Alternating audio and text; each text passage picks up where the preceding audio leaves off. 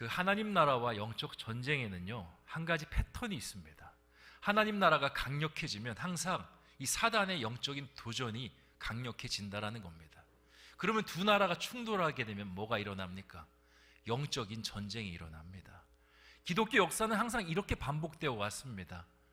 하나님께서 천지창조를 아름답게 했습니다. 하나님 나라가 멋지게 건설됐죠. 이 천지창조가 된 하나님의 나라를 도전하는 세력이 있었습니다. 누굽니까? 사단이었습니다.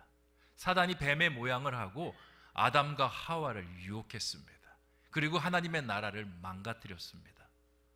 거기서 끝나는 것이 아닙니다. 여호수아가 이스라엘 가운데 가나안 정복 전쟁을 마칩니다. 얼마나 멋집니까?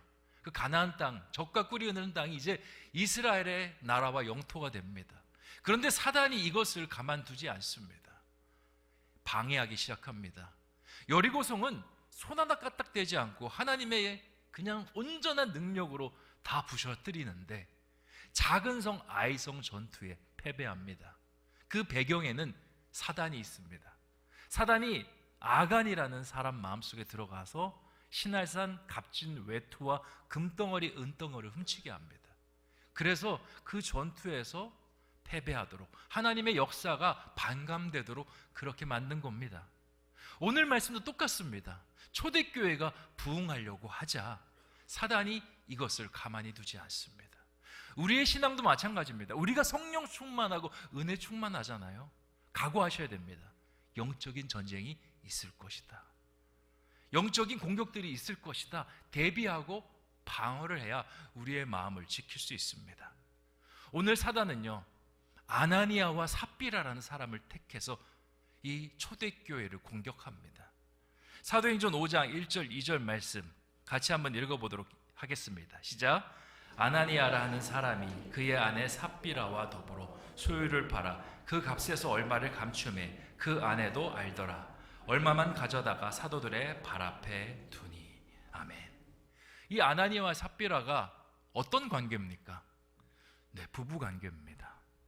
그들은 예수님을 믿고 교회 공동체 안으로 들어가기를 결단했던 부부입니다. 그러니까 믿음이 있는 부부겠습니까? 없는 부부겠습니까? 믿음이 있는 부부죠. 그리고 성령으로 이 믿음을 받아들인 부부였습니다. 그런데 이 공동체, 초대교회 공동체에 들어가기 위해서는 조건이 있었습니다. 전 재산을 다 처분하고 그 안에 들어갔어야 합니다. 초대교회 공동체는요, 경제 공동체이면서 영적 공동체였습니다. 그래서 자신의 소유를 다 이 사도들에게 드리고, 이 사도들이 자기들이 갖지 않습니다. 이것을 공평하게 나누어서 구성원들이 다 공정하게 그 부를 분배받도록 그렇게 만들어 놨습니다. 부자든 가난한 사람이든 다 들어왔을 때 모두가 만족했습니다. 하나님 나라는 이런 나라야. 빈부의 격차가 있는 것이 아니라 모두가 행복해지는 것.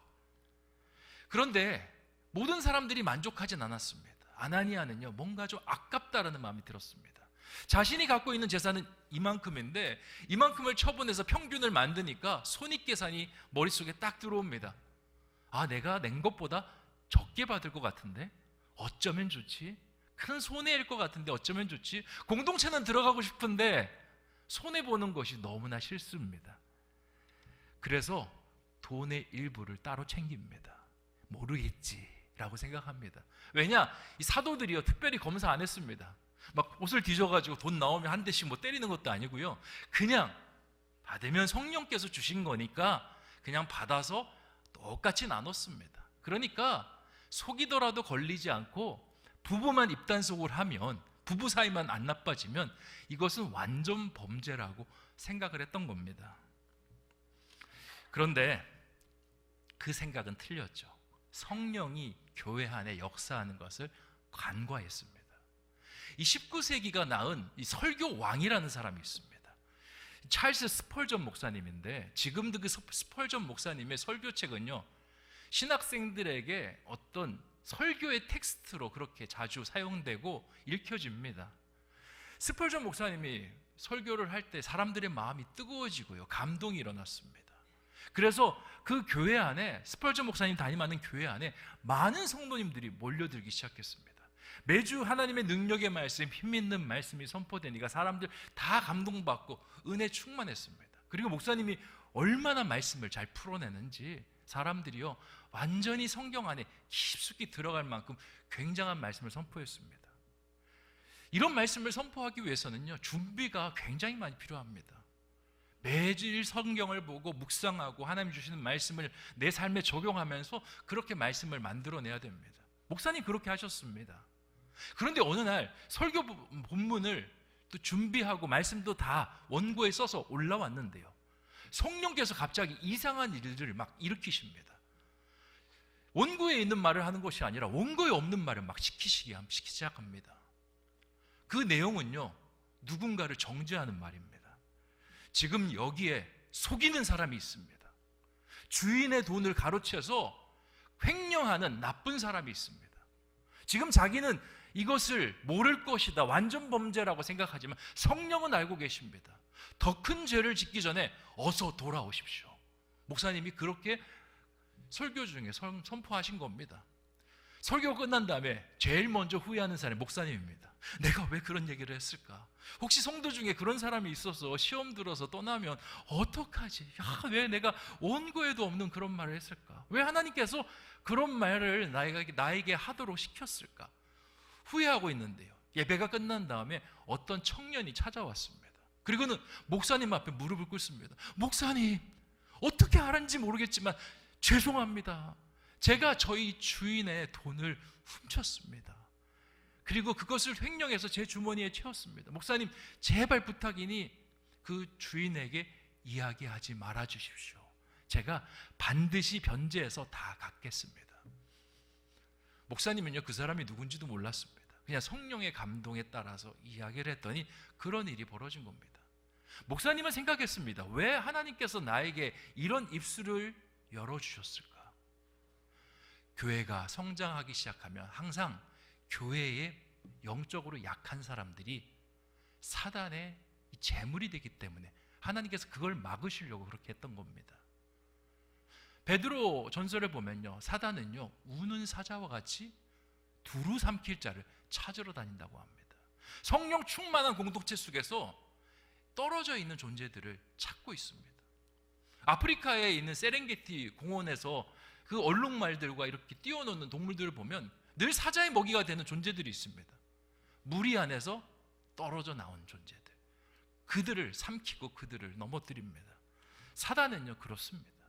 사단은 교회가 부흥하는 걸 정말 싫어합니다. 교회가 부흥돼서 일어날 일을 뻔히 알기 때문에 그렇습니다. 어떤 일이 벌어지냐? 하나님 나라가 이 땅 가운데 세워지고 하나님의 사람들이 교회 안으로 몰려드는 역사가 일어납니다. 사단은 이것 때문에 너무 싫습니다. 그래서 어떻게 하면 흔들어 놓을 수 있을까? 근데 사단은요 여러분 겁낼 필요 없습니다. 영적인 존재여서요 우리를 어떻게 육적으로 흔들 수는 없습니다. 그런데 무서운 거는 영적인 존재이기 때문에 영을 가진 존재를 잡고 흔듭니다. 우리 인간, 영혼을 가지고 있는 이 존재를 잡고 흔듭니다. 마음속에 돈 아깝잖아. 왜 그 사람들과 같이 일어나는데 네가 손해를 봐. 그냥 어느 정도 쟁여놔도 괜찮아. 그리고 그거 쟁여놔도 내는 돈 보통 사람보다 많아. 그런 생각을 계속 집어넣는 겁니다. 그래서 교회를 무너뜨립니다. 그런데 이것을 탁 하고 막는 분이 계십니다. 바로 성령입니다. 오늘 말씀에서 성령이요 그 아나니아와의 삽비라의 그 마음을 꿰뚫어 보게 합니다. 찰스 스펄전 목사님은 교회는 찰스 스펄전 목사님의 그 영혼 속에 말씀 속에 깃들어서 교회 안에 있는 청년이 타락으로 가는 길을 막아주셨습니다. 창세기의 말씀을 보면 아담이 그 뱀의 유혹을 통해서 타락되었지만 하나님께서는 성령을 통해서 예수 그리스도를 잉태하게 하시고 예수 그리스도를 통해서 그 나라가 사단의 전유물로 넘어가는 것을 막아주셨습니다. 여호수아서도 마찬가지입니다. 그렇게 해서 아이성 전투에서 패했지만 하나님께서 아간을 찾아내게 합니다. 아간을 돌로 쳤더니 그제서야 이스라엘 가운데 그 악령이 깃들어 있는 그 모습들이 떠나가고 성령의 다시 충만한 은혜로 다시 바뀌게 됩니다. 하나님께서 아나니아의 경우도 마찬가지입니다. 자신은 완전 범죄라고 생각하고 접근했지만요, 하나님은 이게 만천하에 드러나도록 그렇게 역사하십니다. 3절 말씀 같이 한번 읽어보겠습니다. 시작. 베드로가 이르되 아나니아야, 어찌하여 사탄이 내 마음에 가득하여 내가 성령을 속이고 땅값 얼마를 감추었느냐. 아멘. 베드로가 이야기를 합니다. 근데 여긴 포인트가 있습니다. 베드로가요, 이 말을 할 때 마치 들여다본 것처럼 이야기합니다. 아나니아야, 사탄이 내 마음속에 가득하여 어떻게 땅값 얼마를 감추었느냐. 아까 말씀해서 땅값 전부를 감춘 게 아니라 땅값의 일부를 감췄습니다. 근데 성령이 이 베드로에게 나타나셔가지고 정확하게 들여다보게 합니다. 성령의 사역 중에요, 중요한 사역이 있습니다. 우리의 내면을 비춰보는 사역이 있습니다. 엑스레이라고 생각하면 됩니다. 우리가 팔이 부러지잖아요. 근데 팔이 부러진 거를 겉으로 봐서는 모릅니다. 근데 엑스레이는 찍으면 이제 여기에 금이 갔는지 골절이 일어나는지 알 수가 있습니다. 성령은 그렇게 역사합니다. 우리의 내면에 이 사람이 성령으로 채워져 있느냐 아니면 악령으로 채워져 있느냐, 이것을 점검합니다. 고린도전서 2장 10절에서 11절까지 말씀을 보면 성령의 이러한 역사를 잘 설명하고 있습니다. 제가 읽어보겠습니다. 오직 하나님이 성령으로 이것을 우리에게 보이셨으니 성령은 모든 것 곧 하나님의 깊은 것까지도 통달하시느니라. 사람의 일을 사람의 속에 있는 영 외에 누가 알리요? 이와 같이 하나님의 일도 하나님의 영 외에는 아무도 알지 못하느니라. 아멘. 성령께서 어떤 일을 하신다라고 여기 이야기합니까? 통달하신다라고 합니다. 그러니까 성령 앞에서는요, 속이면 안 됩니다. 성령 앞에서 속이려 했다가 오히려 더 긁어부스를 만들 수 있습니다. 성령 앞에 나갈 때는요, 정직해야 됩니다. 그리고 역으로 내가 정직한지, 내가 온전한지, 내가 불온전한지, 내가 부도덕한지, 내가 상령의 사람인지 악령의 사람인지 점검하기 위해서는 늘 성령 앞에 나를 비춰보는 것이 필요합니다. 여러분 혹시 교회 생활하다가 귀신이 쫓겨나가는 사역을 본 적이 있습니까? 저는 그것을 좀 전문적으로 하는 교회에서 사역을 해서 자주 봤습니다. 귀신이 쫓겨나가면요, 막 소리를 지릅니다. 꽥 소리를 지르고요, 10만 사람들은 막 구토까지 합니다. 막 자신은 그 귀신을 뽑아내고 싶은데 뽑아내지 않으니까 헛구역질을 막 하는 겁니다. 아무것도 안 나오는데 그냥 계속 헛구역질 합니다. 보통 기도회가 성령 충만하거나 아니면 그 선교지에 가서 어떤 성령의 강력한 역사가 일어날 때 주로 이런 일들이 일어납니다. 왜 이런 일들이 일어날까요? 성령께서 그의 영혼을 비추시는 겁니다. 성령은요, 같은 성령을 가진 존재에는 공명을 합니다. 서로 같이 울려요. 그래서 성령의 사람은 성령을 만나면 너무 기쁩니다. 근데 반대로 내 마음에 악령이 있잖아요. 그러면요, 성령을 못 견딥니다. 그래서 성령 사역이 일어날 때 두 가지 중에 하나입니다. 하나는 막 토설하고 막 귀신 쫓아달라고 난리치고, 어떤 사람은요, 그 자리를 견디지 못해서 나가버립니다.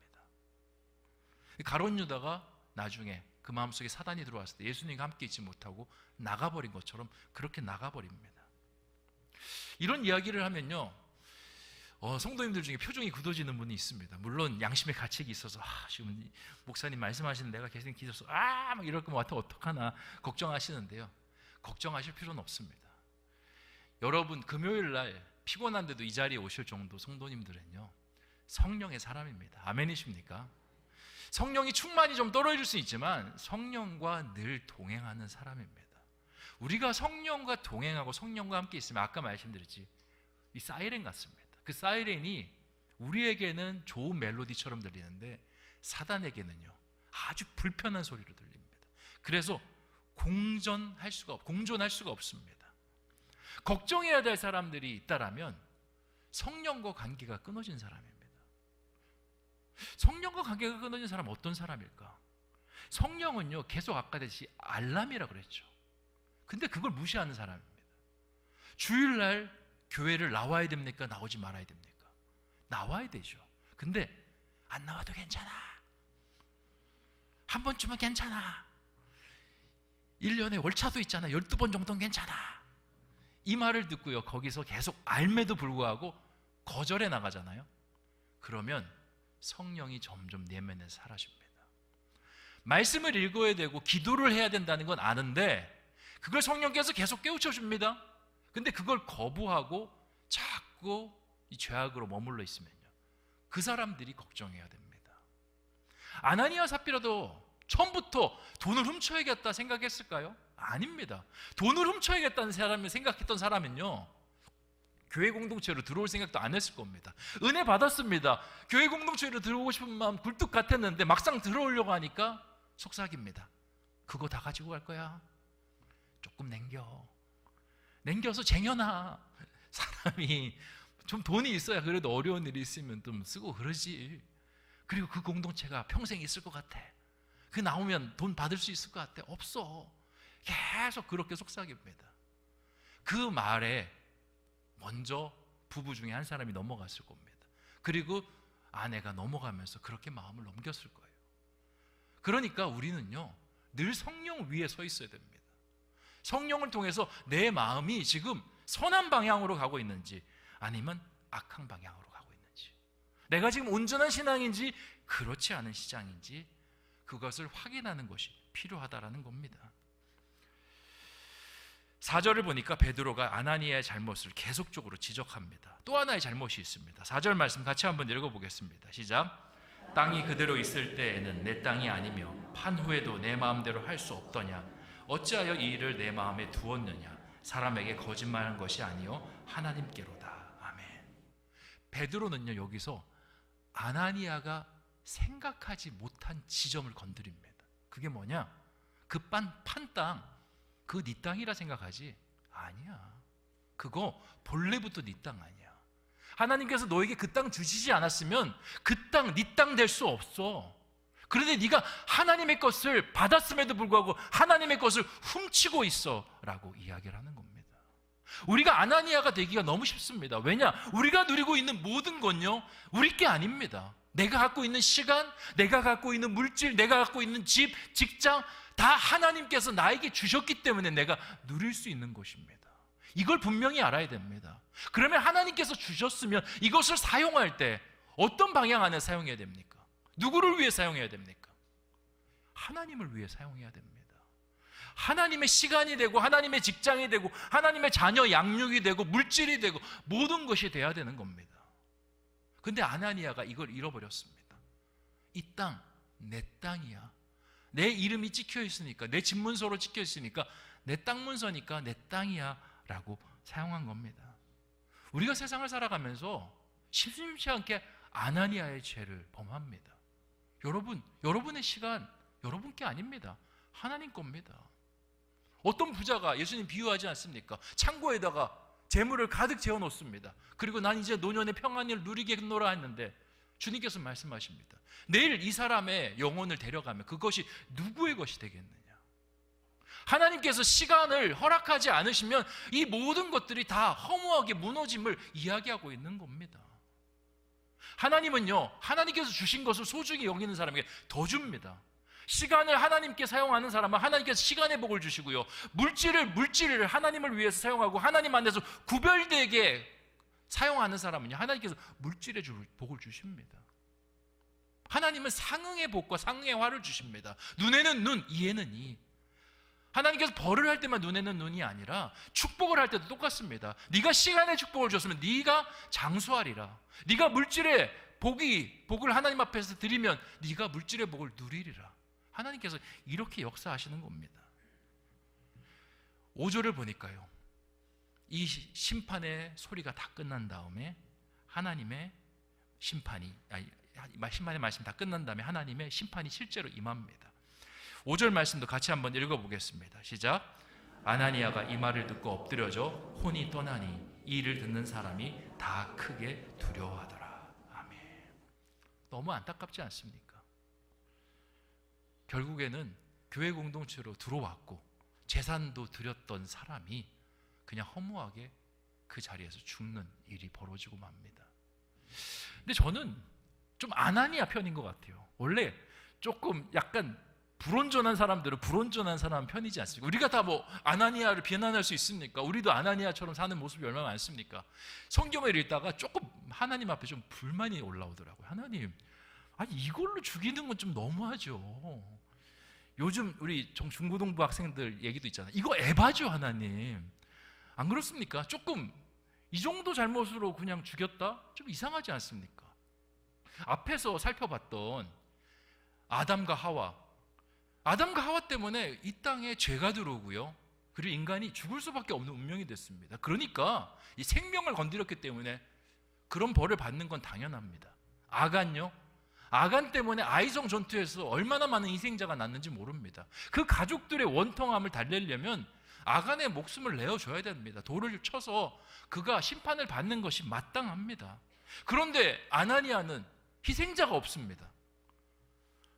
이 아나니아 때문에 손해본 사람 없습니다. 아나니아 보통 사람 이상의 재물을 바치고 들어갔을 겁니다. 그 안에는 헬라파, 히브리파 과부들도 있었으니까 그분들에 비하면 훨씬 더 많은 재산을 가지고 들어왔죠. 근데 하나님께서 그를 죽여줬습니다. 그러니까 제가 이 말씀을 읽으면서 하나님 좀 너무하신 거 아닙니까? 가혹하세요 라는 생각이 좀 들었습니다. 여러분 좀 어떻게 생각하십니까? 별로 동의를 안 하시네. 죽어야 될 마땅한 사람입니까? 네. 제가 이 말씀을 계속 묵상하는데 하나님께서 주신 깨달음이 있었습니다. 아나니아가 너무하다고 생각할 게 아니라 지금 내가 살아있음에 감사해야 된다는 감동을 주셨습니다. 왜냐? 하나님께서 죄의 싹은 뭐라고 하셨습니까? 사망이라고. 로마서 6장 23절에 죄를 지으면 무조건 죽는다라고 말씀하셨습니다. 큰 죄라고 해서 죽고 작은 죄라서 죽고 안 죽고가 아니라 하나님께서 모든 죄를 죽도록 그렇게 만들어 놓으셨습니다. 그런데 우린 살아 있습니다. 우리는 어쩌면 아나니아보다 더 많은 죄를 지을 수도 있습니다. 물질을 온전하게 구별하지 못하면서 누군가를 비난하고요, 그리고 정직한 척 그렇게 행색을 내고요, 그리고 겉과 속이 다른 모습으로 살아갈 때가 얼마나 많은지 모릅니다. 주님 모른다라고 부인할 때 베드로처럼 가룟 유다처럼 그렇게 살아가는 경우가 얼마나 많은지 모릅니다. 그런데 우리 살아 있습니다. 이 자리에서 같이 예배드리고 있습니다. 이게 어떻게 가능한 겁니까? 딱 이유 한 가지입니다. 주님께서 살려주셨기 때문에. 주님께서 목숨 안 걷어가고 살려주셨기 때문에 우리가 이 자리에 있을 수 있는 겁니다. 그러니까 아나니아의 처사가 가혹합니다. 주님, 아나니아를 어떻게 그렇게 사람을 괴롭히지도 않고 해코지도 않았는데 데려가십니까? 라고 이야기할 게 아니라 주님, 저 같은 죄인 살려주셔서 감사합니다. 저도 죽어야 될 사람인데 하나님께서 은혜 베풀어 줘서 아직도 호흡하고 있음이 너무 감사합니다. 그렇게 나와야 된다라는 겁니다. 그렇게 된 다음에 뭐가 돼야 됩니까? 주님, 이제 내 삶의 방향을 바꾸겠습니다. 물질요? 하나님 주신 것이고, 잘못되게 사용해왔던 죽어야 될 이제는 살아내는 사람으로 바뀌기 원합니다. 주님을 위해 사용하겠습니다. 하나님, 시간을 제가 잘 지키지 못했습니다. 기도해야 되는데 제가 인스타 보면서 운동하고요, 막 몸매 관리하고요, 얼굴에 보톡스 맞고 웃어지지도 않고, 하나님 용서하여 주시옵소서. 이제 하나님을 위해서 시간을 쓰겠습니다. 삶이 바뀌어야 됩니다. 제가 아나니아의 말씀을 읽고 하나님을 더 감사하게 됐습니다. 하나님, 전 아나니아보다 더 못한 사람인데 하나님이 살려주셨습니다. 우리가 그것을 깨달아야 됩니다. 아나니아를 비난할 게 아닙니다. 우리는 아나니아보다 더 못한 사람일 수 있습니다. 아나니아가 죽은 지 3시간 지난 후에 7절을 보니까요, 그의 아내 삽비라가 들어옵니다. 7절 말씀 같이 한번 읽어보겠습니다. 시작. 3시간쯤 지나 그의 아내가 그 일어난 일을 알지 못하고 들어오니. 삽비라는요, 남편에게 무슨 일이 일어날지 모릅니다. 남편에게 무슨 일이 일어났을까요? 네? 이런 죽었지 않습니까? 제가 물어보는 건 너무 쉬운 질문인데 혹시라도 이제 조시는 분들이 대답을 할 수 있도록 기회를 드리는 겁니다. 우리가 지금 여기까지 가고 있으니까 따라오시라고, 지금 안 늦었다라고, 네, 그렇게 말씀드리는 겁니다. 죽었습니다. 근데 모르고 있습니다. 그리고는 이제 베드로가 삽비라를 이제 시험합니다. 그 땅 판값이 이것뿐이냐? 삽비라가 대답합니다. 9절 말씀 제가 읽어보겠습니다. 베드로가 이르되 너희가 어찌 함께 꾀하여 주의 영을 시험하려 하느냐? 보라, 내 남편을 장사하고 오는 사람들의 발이 문 앞에 이르렀으니 또 너를 메어 내가리라 하니. 삽비라가요 거짓말했습니다. 남편이랑 입을 맞췄습니다. 이게 전부입니다. 그랬더니 베드로가 어찌 함께 꾀하여 주의 영을 시험하느냐? 그리고는 삽비라도 혼이 떠나가는 그러한 결말을 맞이하게 됩니다. 앞에서 말씀드렸다시피 이 성령은요 공명하는 영입니다. 하나님과 내가 공명하기도 하지만 부부간에도 공명을 합니다. 부부간도요 신앙이 서로 주거니 받거니 한다라는 거 아십니까? 남편이 성령 충만하잖아요. 아내가 성령 충만할 확률이 굉장히 높아집니다. 왜냐? 두 사람이 한 공동체 안에서 공명하기 때문에. 가끔씩 믿지 않는 남편을 영적으로 세우는 아내들이 있습니다. 그런 아내 되기를 많이 이렇게 꿈꾸죠. 그러면서 믿지 않는 남편 만나는 것에 대해서 자녀들 꺼리낌 없는데요. 그 여인들을 보면요, 여인이 아닙니다. 여장부입니다. 영적인 여장부. 본인의 영적인 그 상태가 200%가 돼야 0%에 있는 남편을 신앙으로 끌어올릴 수가 있어요.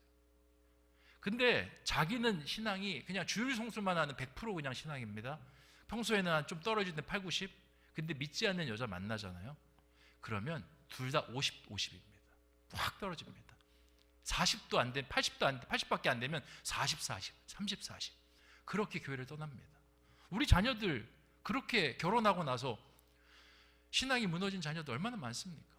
제가 대신방 해보면 늘 그렇게 결혼해서 간 며느리가 죄인이고 사위가 죄인입니다. 아니에요. 내가 그 사위의 영혼을 끌어올릴 만큼 우리 자녀가 200%가 안 됐기 때문에 무너진 것이고요. 내 딸이 그 남편을 세우기 위해서 안 됐기 때문에 그렇게 무너지는 겁니다. 이 부부도 마찬가지입니다. 삽비라와 아나니아의 신앙이요 서로 충만했으면 이런 일 벌어지지 않았습니다. 충만하지 않으니까 벌어지는 거예요. 아담과 하와도 어떻게 봅니까? 하와가 무너졌습니다. 그러니까 누구까지 무너집니까? 아담까지 무너지는 거예요. 성경 안에서 서로가 성령이 충만하냐 브리스길라와 아굴라가 됩니다. 그러면 같이 시너지를 일으키면서 바울의 사역을 돕고요, 고린도 교회를 일으킵니다. 근데 역으로 한 명의 신앙이 미지근해지잖아요. 딸려 들어갑니다. 이게 우리에게 주는 교훈이 있는데, 배우자를 위해서 기도하셔야 돼요. 배우자를 만났으니 목사님 이제 다시 배우자 만날 것도 아닌데 배우자 기도가 필요합니까? 배우자 기도 필요합니다. 나를 위해서 필요합니다. 남편이 신앙이 떨어져 있으면요 내 신앙이 결국 무너진다니까요. 아내의 신앙이 떨어져 있으면 내 신앙이 무너진다니까요. 내 신앙을 온전하게 지키기 위해서 남편을 위해서 기도하고 아내를 위해서 기도하는 것이 필요한 겁니다. 남편과 아내의 관계만 그런 줄 아십니까? 자녀들과의 관계도 똑같습니다. 자녀들의 신앙이 올라와야 부모의 신앙이 같이 올라오는 겁니다. 이번 명절에 다들 경험해보지 않았습니까? 믿지 않는 자녀가 명절에 왔습니다. 우리 종이를 주섬주섬 꺼냅니다. 주보 안에 껴있는 그 설날 명절 예배지. 그리고는 나눠줍니다. 예배 드리자. 믿지 않는 아들 뭐라고 합니까? 엄마 아직도 이래? 좀 쉬자 좀 이러면서 거부하지 않습니까? 그럼 어떡합니까? 엄마도 꺼냈던 거 슬그머니 집어넣고. 근데 이번에 밴드에 올라온 가정들 봤습니다. 온 가족이 3대가 같이 모여서 사진 찍어서 올리는 가정들 어떻습니까? 믿음이 자녀들 가운데 들어가 있으니까 그렇게 누가 얘기하지 않아도 우리 같이 예배 드릴까? 저희 집에서는요 저희 애가 그러더라고요. 예배 드릴까? 아빠 좀 피곤한데 예배 드리자. 어쩔 수 없잖아요. 같이 그렇게 시너지를 만들어낸다라니까. 저는 아나니아 삽비라 부부를 보면서 너무 안타까운 부분이 있습니다. 아나니아라도 신앙이 좀 제대로 섰다라면, 삽비라라도 신앙이 제대로 섰다라면, 아니 부부가 서로를 위해서 서로의 신앙을 위해서 기도해 주었다라면 이렇게 부부가 멸족하는 가정이 되었을까? 우리에게 말씀하십니다. 혼자만 신앙생활 잘하는 것이 아니라 너희의 가족을 위해서 기도하라. 너희의 가족의 영혼이 세워지기를 위해서 기도하라고 말씀하십니다. 마지막 11절입니다. 11절 말씀 같이 한번 읽어보겠습니다. 시작. 온 교회와 이 일을 듣는 사람들이 다 크게 두려워하니라. 아멘. 아나니아와 삽비라의 사건이요, 온 교회 사람들에게 경각심이 됩니다. 교회가 더 영적으로 강해지도록 만들고 부부들이요 서로의 신앙을 점검하는 신앙으로 그렇게 만듭니다. 아나니아 삽비라 이야기가 불행한 이야기일 수도 있지만 아나니아 삽비라 이야기를 통해서 교회는 더 건강해지고 단단해졌습니다. 영적인 전쟁 안에서 하나님께서 썩고 부패한 부분을 끊어내시기 때문에 가능한 일인 겁니다. 우리가 신앙의 공동체 안에 들어와 있으면서 썩고 부패한 부분이 된다라면 얼마나 불행하겠습니까? 건강하고 하나님께 활력을 불어넣는 사람이 되어야 되지 않겠습니까? 오늘 말씀, 우리에게 어쩌면 불편한 말씀이 될 수도 있고 또 받아들이기 힘든 말씀이 될 수 있지만 이 말씀을 우리의 마음속 깊이 받아들이기 원합니다. 내 삶 속에 항상 영적인 전쟁이 있을 수 있다. 그리고 신앙으로 깨어있기 위해서는 성령을 늘 내 마음에 비춰야 된다. 성령은 공명하는 영이어서 남편이 영적으로 떨어져 있으면 아내가 기도해 줘야 되고, 아내가 영적으로 떨어져 있으면 남편이 기도해 주는 신앙이 돼야 된다. 이것을 가르쳐 주고 있습니다. 오늘 이 말씀을 부여잡고 오늘 가족들을 위해서 기도할 겁니다. 가족들을 위해서 기도할 때 하나님, 내 남편의 신앙을 세워주시고 내 남편의 신앙을 세우는 내가 되게 해주시고 현명한 아내, 지혜로운 어머니 되게 해주시고 믿음의 가장이 되게 해주시고 우리 자녀가 믿음을 회복하는 아들이 되게 해주시고 딸이 되게 해주시고 우리 가정이 믿음으로 서로를 끌어주는 복된 가정 되게 하여 주시옵소서. 그렇게 나아가는 저와 여러분 되시기를 주님의 이름으로 축원드립니다. 기도하겠습니다. 좋으신 아버지 하나님, 감사합니다. 오늘 아나니아와 삽비라의 이야기를 통해서 나를 들여다보게 하여 주시니 참으로 감사합니다. 둘을 볼 때 왜 속였을까? 두 부부 참 정직하지 못한 부부다라고 생각할 수 있습니다. 하지만 그들이 처음부터 그렇게 되지는 않았을 겁니다. 그리고 그들은 큰 잘못을 저지르지 않을 수도 있습니다. 정말 일부를 조금 감추었던 것이고 드린 것이 훨씬 더 많았을 수도 있습니다. 하지만 하나님께서는 끊어내셨습니다. 왜냐? 하나님의 공동체를 병들게 할 수 있는 사람들이라고 생각했기 때문에 그러합니다. 한 사람이 타락하는 것이 공동체 전체를 병들게 만들 수 있습니다. 가족도 마찬가지입니다. 한 사람이 영적으로 깨어있지 않으면 그 영향을 고스란히 받습니다. 기도해야 될 제목이 생깁니다. 하나님, 나를, 나의 가족을, 나의 자녀를 세워주시옵소서. 건강하게 바꾸어 주시옵소서. 늘 성령에 비추어서 성령으로 온전한 사람 되게 하여 주시옵소서. 그렇게 기도하고 지켜내는 우리 신성의 교우들 되게 하여 주시옵소서. 감사를 드리오며 모든 말씀 예수님의 이름으로 기도하옵나이다.